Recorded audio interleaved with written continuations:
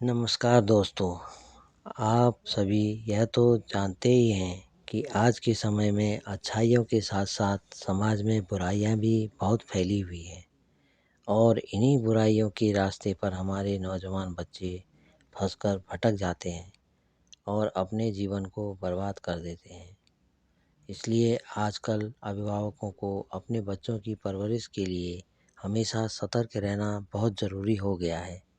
दोस्तों, मेरी आज की कहानी ऐसे ही एक अभिभावक की कहानी है, अतः कहानी को अंत तक ज़रूर सुनिएगा।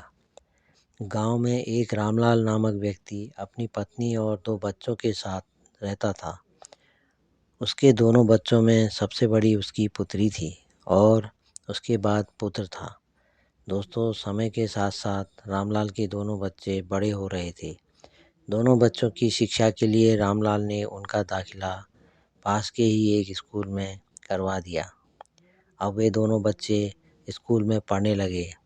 रामलाल के दोनों बच्चों में पुत्री काफ़ी समझदार थी।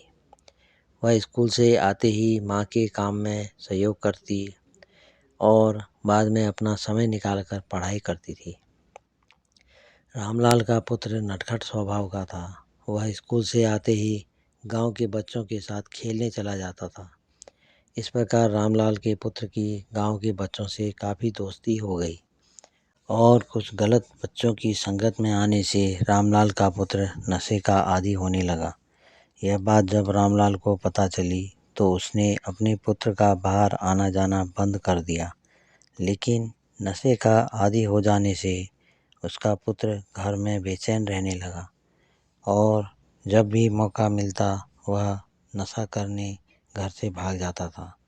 रामलाल उसकी इन हरकतों से परेशान रहने लगा। उसकी समझ में नहीं आ रहा था कि वह अपने पुत्र की नशे की आदतों को कैसे छुड़वाए। तभी एक दिन रामलाल की पुत्री, जो काफ़ी समझदार थी, अपने पिता से बोली, पिताजी, हम अगर भाई को कैद में रखेंगे तो वह बेचैन होकर और ज़्यादा नशे की तरफ ही भागेगा। आप मुझे एक मौका दीजिए, मैं भाई को सही दिशा में लाने की कोशिश करूँगी। रामलाल बोला, ठीक है बेटी, कोशिश करके देखो। अब रामलाल की बेटी ने एक उपाय सोचा और उसने सबसे पहले अपने स्कूल के प्रधानाचार्य को पूरी बात बताई और उनसे मदद मांगी। उसने प्रधानाचार्य जी से कहा कि वह उसके भाई का नाम स्कूल में होने वाली सभी खेल प्रतियोगिताओं में लिखवा दें, जिससे उसके भाई को पढ़ाई के बाद घूमने का मौका न मिले और वह खेलकूद प्रतियोगिताओं के अभ्यास में व्यस्त रहे। प्रधानाचार्य जी ने ऐसा ही किया। सभी प्रकार के खेलों में भाग लेने के लिए उसका नाम लिखवा दिया। अब रामलाल का पुत्र रोज स्कूल जाता और पढ़ाई के बाद सभी खेलों में भाग लेता। इस प्रकार वह नशे की आदत से दूर होने लगा, क्योंकि पढ़ाई और खेलकूद के बाद वह इतना थक जाता कि घर जाते ही खाना खाकर सो जाता। अब उसकी बहन ने सोचा, क्यों न प्रधानाचार्य जी से बात कर भाई को जिला स्तर की खेल प्रतियोगिताओं में भेजा जाए। और उसने प्रधानाचार्य जी से बात की और वे बोले, ठीक है, आने वाले जिला स्तर की प्रतियोगिताओं में तुम्हारे भाई को अवश्य भेजेंगे। और प्रधानाचार्य जी ने रामलाल के पुत्र को बुलाया और बोले, तुम्हें जिला स्तर में खेल के लिए जाना है, अपनी तैयारी पूरी रखना। रामलाल का पुत्र बहुत खुश हुआ और मेहनत करने लगा और उसकी मेहनत रंग लाई और वह जिला स्तर में प्रथम स्थान में आया। अब रामलाल के पुत्र का मनोबल इतना बढ़ गया था कि उसने फिर नशे की तरफ मुड़कर नहीं देखा और कामयाबी की ओर आगे बढ़ता गया।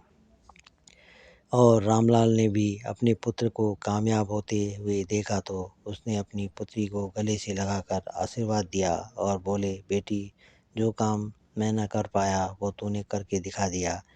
तुझ जैसी बेटी को पाकर हम धन्य हो गए। भगवान हर घर में तुझ जैसी बेटी को अवश्य जन्म दे।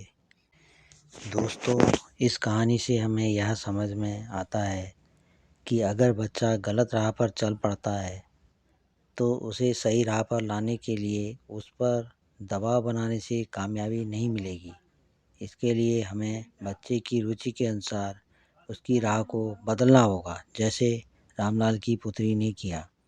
कहानी यहीं पर समाप्त होती है। कहानी अच्छी लगे तो लाइक शेयर ज़रूर कीजिएगा। अगली कहानी में आपसे फिर मिलूँगा।